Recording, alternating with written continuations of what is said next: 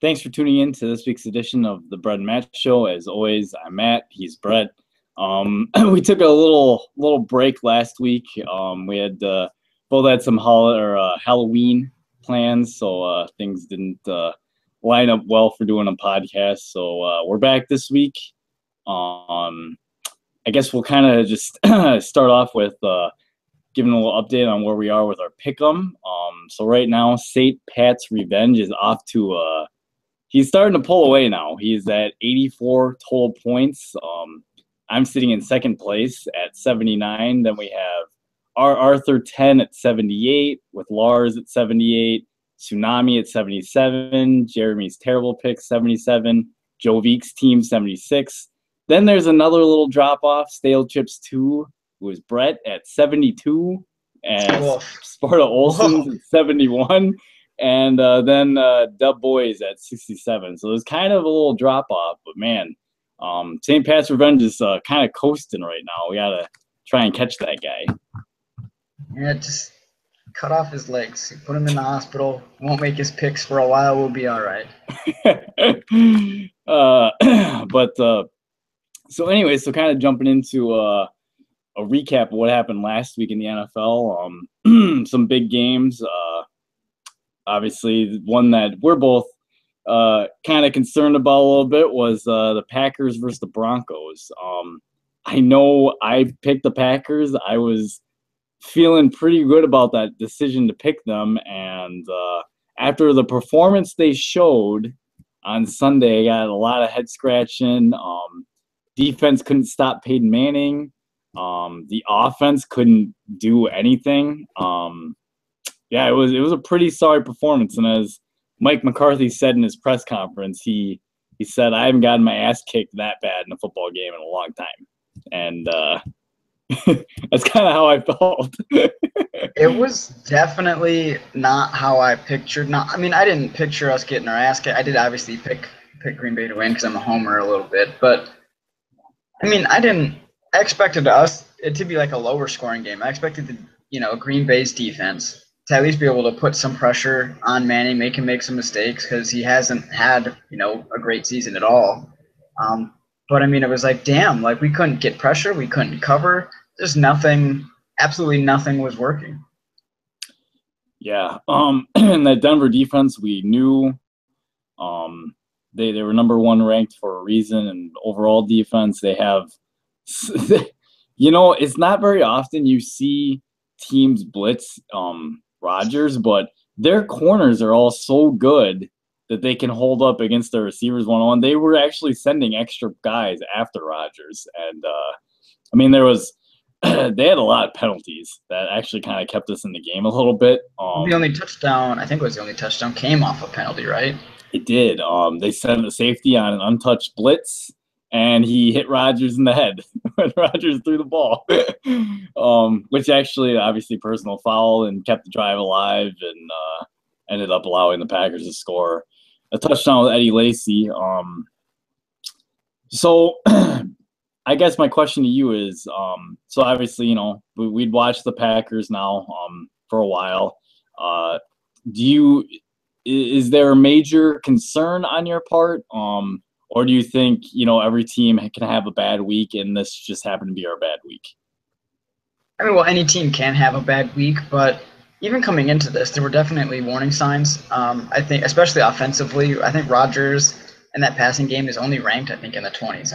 If I'm not mistaken, which is weird to say, obviously, with like a Rodgers-led team, but we don't have a deep threat.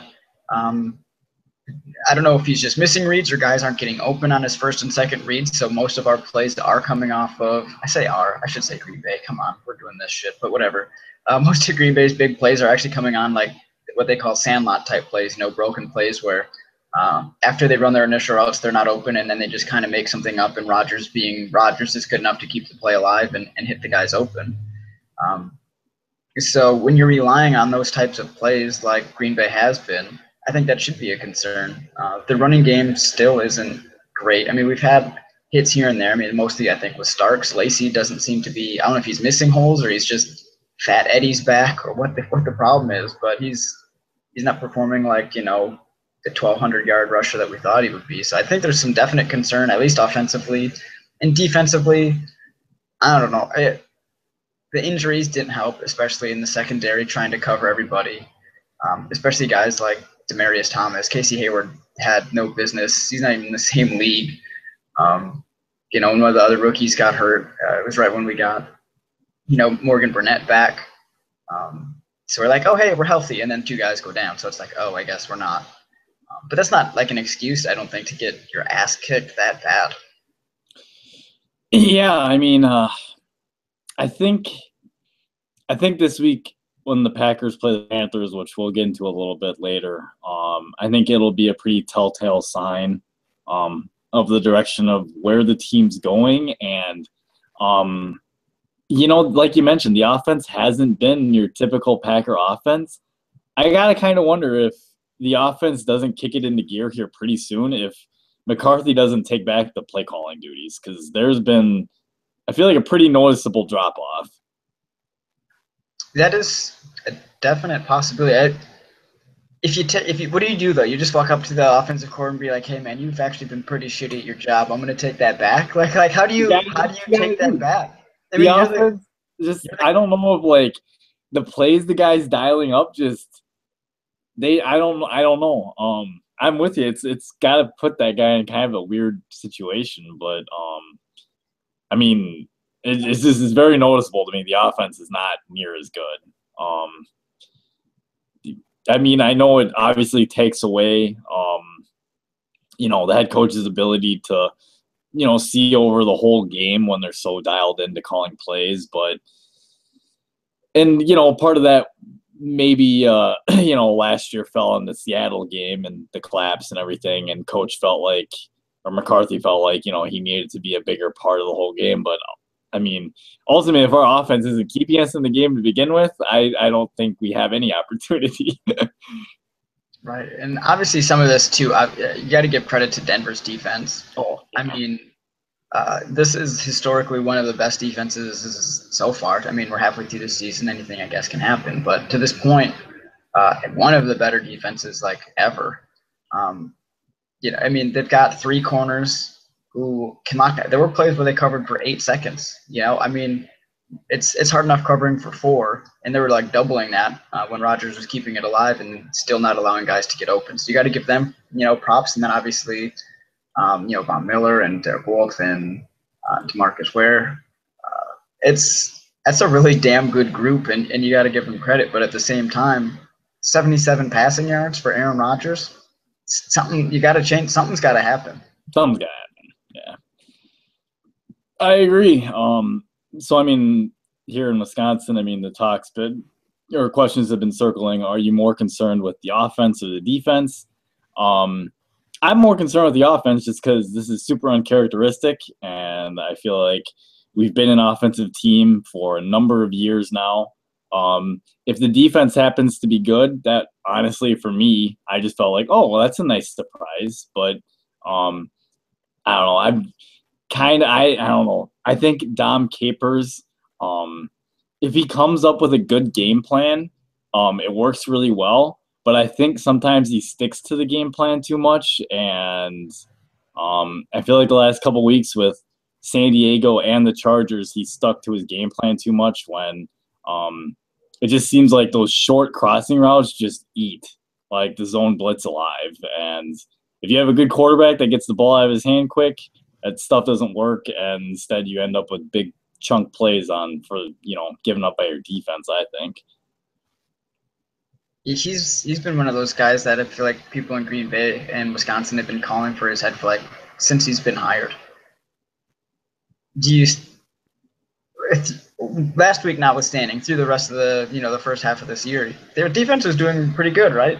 Correct. No, the defense, I mean, up until last week, the defense was actually ranked number 1 in scoring defense. Now, we allowed a ton of yards against the Chargers, but we were, you know, the bend but don't break philosophy. Like, allow them to get up and down the field for whatever reason, and then the goal line, you know, in the red zone, they struggle. Which I guess I'm okay with, but as a Packer fan, I'm just like, what are we doing? What is happening?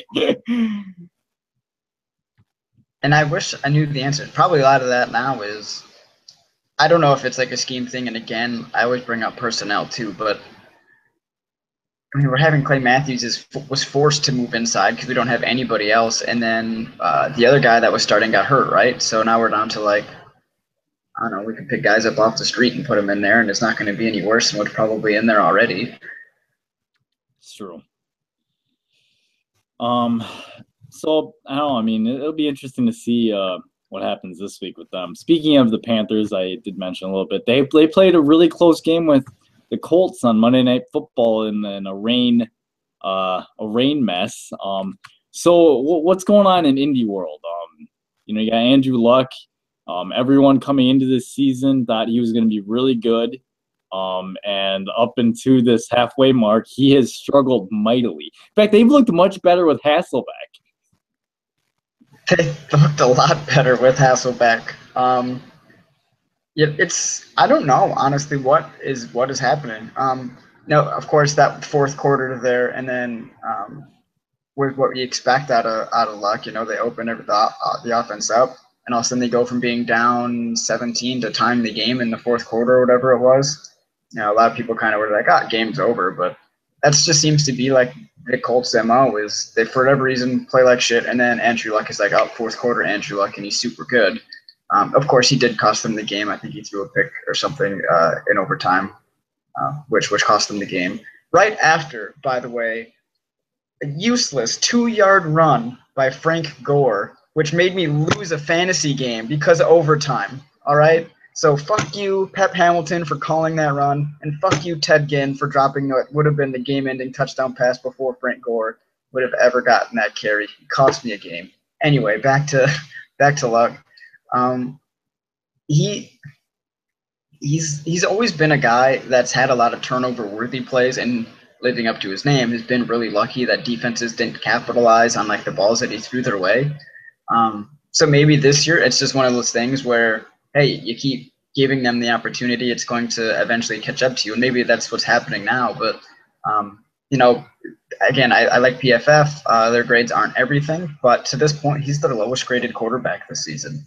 He's like below Kaepernick. I mean, Kaepernick doesn't notice when a guy doesn't have a corner over him, and he's still rated higher than Andrew Luck. Did you see the fun? It was not really fun, but did you see that there was a screenshot going around the internet of Cap and Cam Newton, and they both have actually really similar numbers, but obviously the Panthers are undefeated, where the 49ers are, only have 2 wins. So I just thought it was interesting that they have such similar numbers, but their teams are, obviously in very different situations. And of course, he never said anything back, and he's not going to watch this video, so I don't care. Nate Wade posted that on Facebook, and then I took a screenshot of actually John Elway's stats from when he was in the NFL. They're actually almost identical to their numbers, especially through the first half of his career. He was no better than Cap, or if purely on statistics, than Cap or Cam. And he actually was a pretty damn good athlete like those guys. Not probably at the same level, but he was still really good athletically. So I don't know. Obviously, you can't just look at the numbers. There's probably some context there. I think the difference is with Cam, he basically is the offense. Like anything that they get is from him. He does have a really low accuracy rate. Like not every map. I mean, a lot of his passes are off target and uncatchable. Ted Ginn still also drops 25% of the passes thrown his way that are catchable. But I mean, even then, if you included those, I mean, Cam is still like 28th in the league in completion percentage. So I mean, it's not good, but without him, that team is nothing. Offensive line is actually, by the way, been playing pretty well, with the exception of, I guess, Michael Orr, right? He's over there at left tackle. The one guy that's a first-round pick, and he's trash on that team. So, but the receivers, their defense is pretty good too. That helps. Yeah, and that defense. They didn't have everyone retire on them. Right. Yeah, half the defense didn't retire, sign with another team. So that's a bonus on there compared to obviously San Francisco. But yeah, if you look at context stuff, Cap he misses a lot of things. The way that they've kept everything is they don't trust him to make deep throws like at all, so everything is short. I think in one game he only threw like 3 passes that was over 10 yards down the field, which makes it really easy on the defense. So whereas obviously Cam's willing to throw it deep. We saw that a couple times. So at least he keeps the defense honest, and regardless of numbers, has a much better, more positive impact on the game than a guy like Cap. Also, I got to take – okay, so there's this vine that was going on. I think I retweeted it. But there was a vine of Luke Kuechly broke up a pass play, and he wasn't even looking at Luck. He was looking at the receiver. When he saw the receiver break, then he dove and just hit the ball like magically came like where he was diving. I'm like, how do you know where the ball is without looking? Yeah, that was really good, and he is. I'm gonna say he's the best inside linebacker. Oh yes. You got me to say it. All right. What's funny is, and I know he's retired, but I could see Chris Borland making a play that Kuechly made. Like just having the natural instincts to just know that the ball's gonna be there. Just awesome.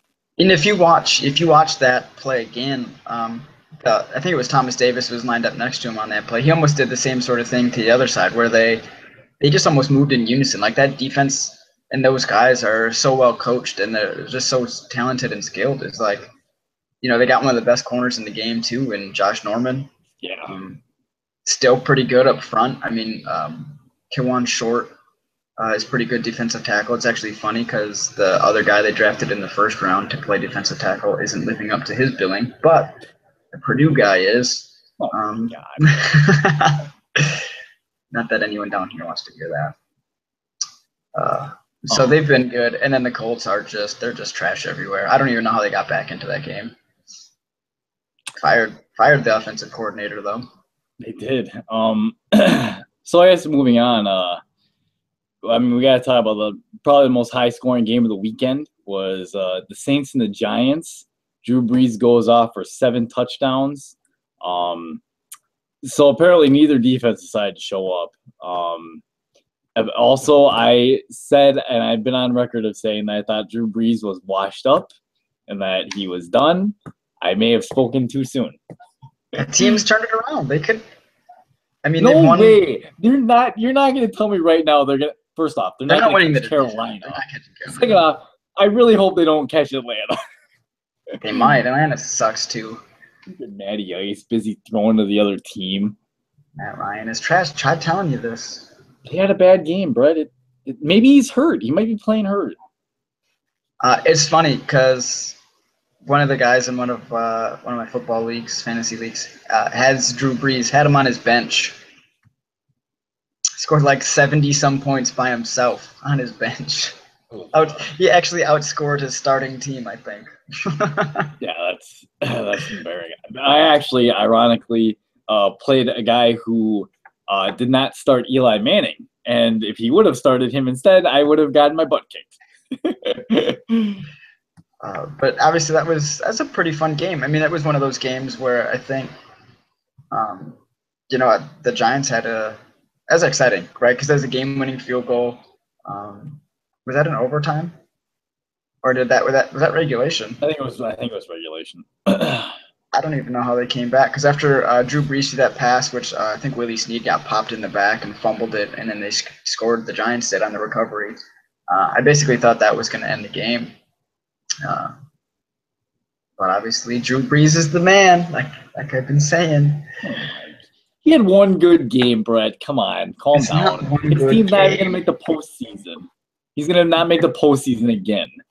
Hey, it's a team game, all right? You just said his team's not going to make the postseason, is what you said first.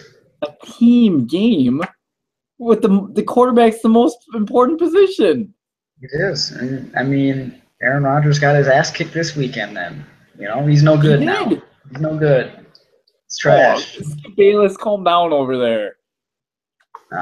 I'd rather not be compared to anyone on that stupid fucking show. Hate that show. Stephen A. is garbage. I don't know. He's all about supporting his brothers and whatever else, and they beat women, and he's totally okay with it. And he's a trash human being who just makes shit up. I hate that guy too. Anyway, gotta move on from that. Other big news from the Well, it was weekend. a rough week for injuries. I mean, Le'Veon Bell, Steve Smith done for the season. Obviously, the Ravens weren't going anywhere. I feel like the Le'Veon Bell injury really sucks, though. I mean, I think Le'Veon Bell was at the level where he was getting considered to be like the top running back in the league. And that's a killer injury for them, I think.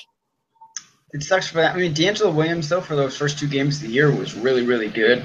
It's true. And they went out and I think they signed, I think it was them, they signed Isaiah Pead maybe? Somebody. Or he got signed by someone. So they have another back that's, got some NFL playing time under his belt to back up D'Angelo Williams now.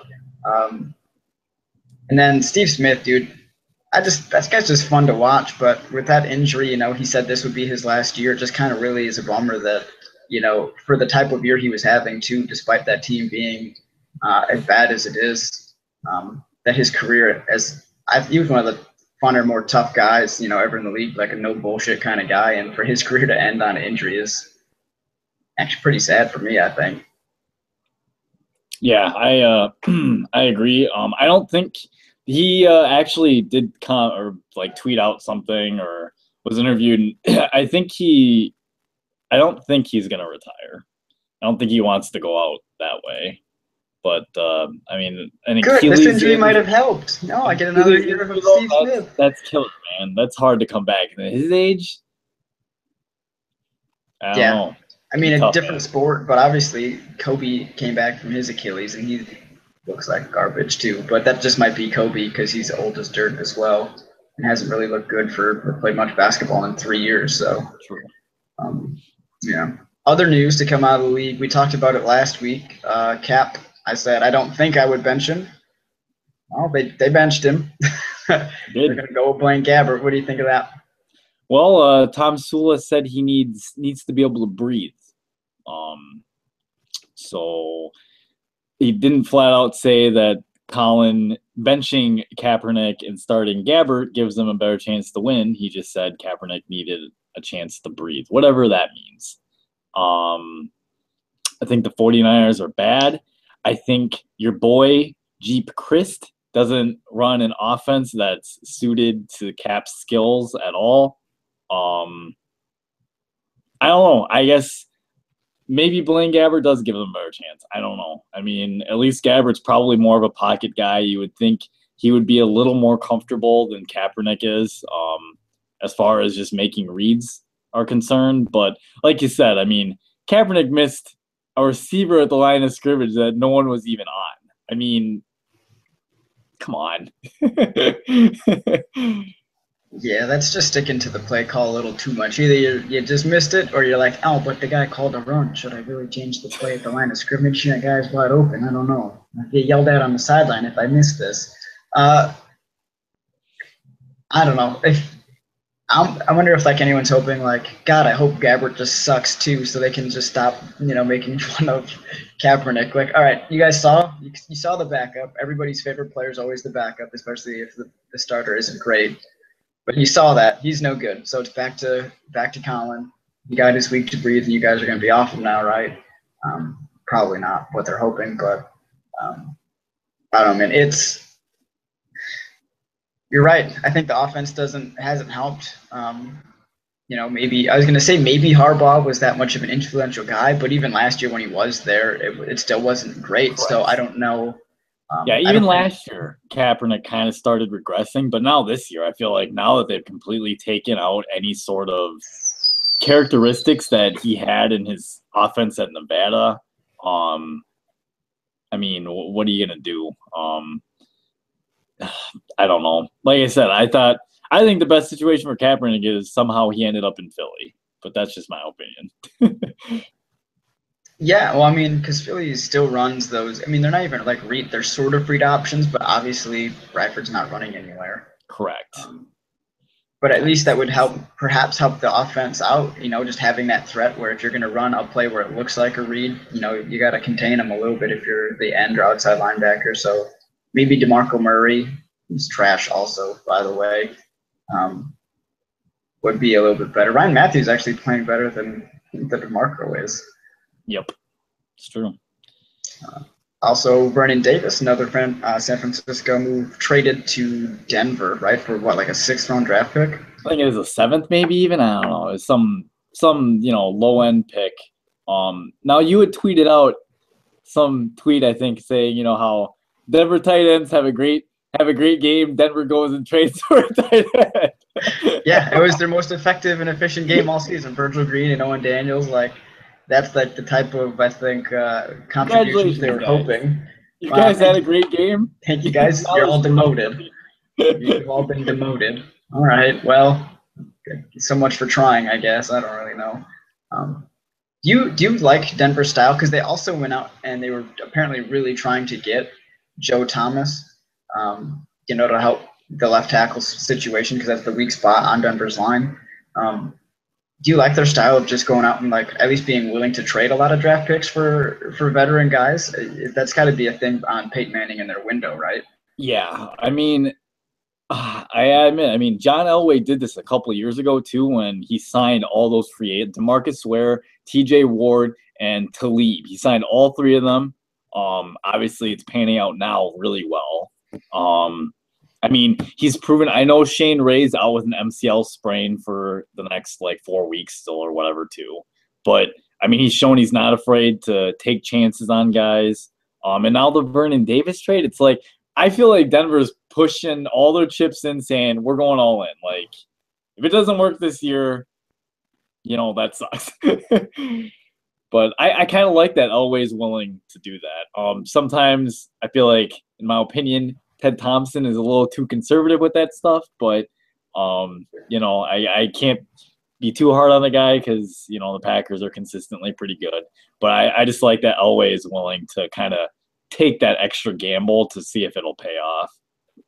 It would be interesting if, say, they did end up going, say, the 1st round and 4th round for Thomas and a 3rd round, whatever it was that the trade that ended up getting turned down.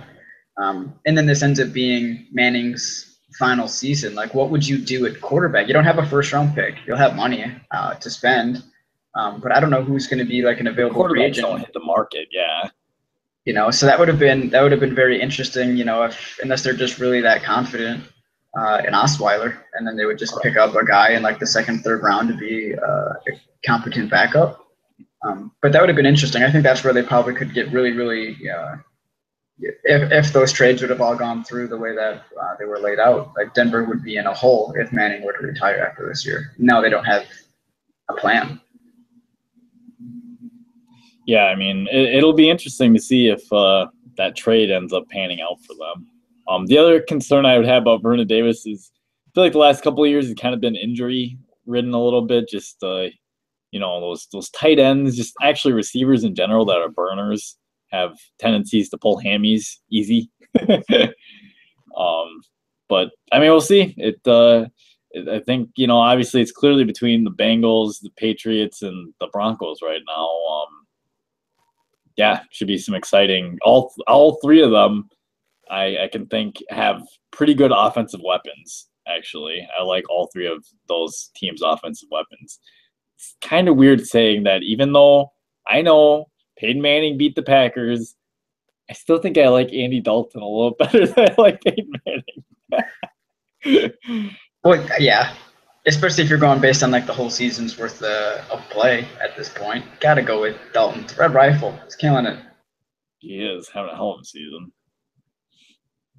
I just looked it up, by the way. The free agent quarterbacks that they would have been able to sign this offseason, Sam Bradford, Chad Henne, Ryan Fitzpatrick, Chase Daniel, Matt Hasselbeck, Drew Stanton, Charlie Whitehurst, Matt Schaub, Matt Castle will be out there. No one is what you're saying. What I'm saying is that they wouldn't have any. Scott Tolzien would probably be their best option. It's true.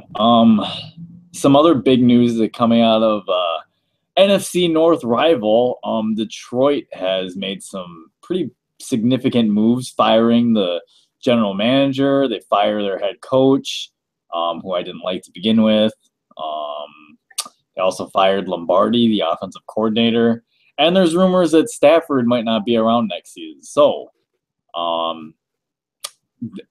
What do you have to say about Detroit, Brett? If I don't know, man. This is fun for me because and us as Packers fans, we're probably laughing, ha ha ha. This is so Detroit of them to actually try to get really really good, and they were pretty good for like 2 or 3 years, and now they're just not again, and now they're just getting rid of everything. I don't know, man. I don't have a lot to say. I don't know if the Stafford thing. I've been saying that I don't really think get rid of him, can you? I don't think you can, especially if no one else picks up that contract. Like if you cut him, I assume somebody probably would. But if you don't, I mean that's like what I say off screen. It was like $20-some million cap hit and $10. It was 20-some million dead money and like a $10 million cap hit. So time out. Just I have a great question for you. What if someone offered you? Yes. I think of someone that won't be in like the top 10. What if someone like I'm trying to think of teams that are quarterback needy but aren't going to be in the top 10. So what if a team like son of a gun, Houston sucks, they're going to have a high draft pick. What if a team like the Jets, they get like say they get a mid first round pick. What if they offer a first round pick for Stafford? Yep. And then if you're the Lions and you have the first overall pick, you can take another quarterback. Right. Jared Goff, that's your guy. Probably. And you have another first. So, I mean, obviously, if another team offers a first round, okay, what if a team offered you a second round pick for Stafford? Sure. Because, I mean, NFL is weird, right? Like, guys that I feel like should be valued higher than what draft pick they get traded for. I'm just like, how is that guy only worth, like, Vernon Davis? How is he only worth a 6th round pick? So I feel like if the Lions asked for a 2nd round pick for Stafford, they could maybe get a 2nd round pick. And I think there'd be several. What if he went to Houston?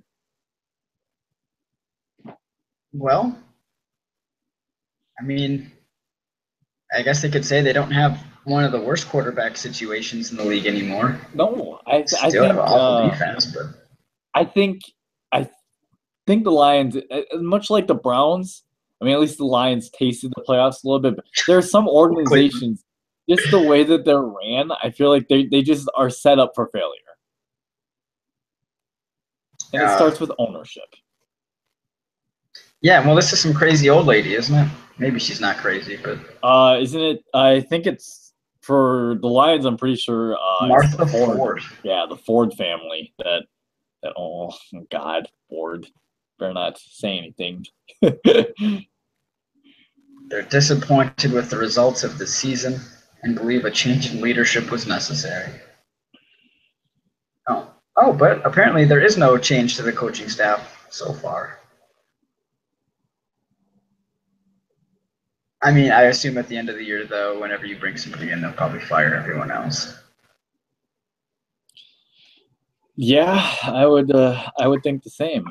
They had 2 offensive line coaches. I don't even know how the NFL operates anymore. That's weird. That is pretty weird. So I guess the last little thing, I guess I guess you have anything else you want to talk about, Brett? No, we haven't even gotten into like this weekend's games yet, but we've talked for quite a while already on what's happened this past week that I don't want to fill up much more time. That's true. So we will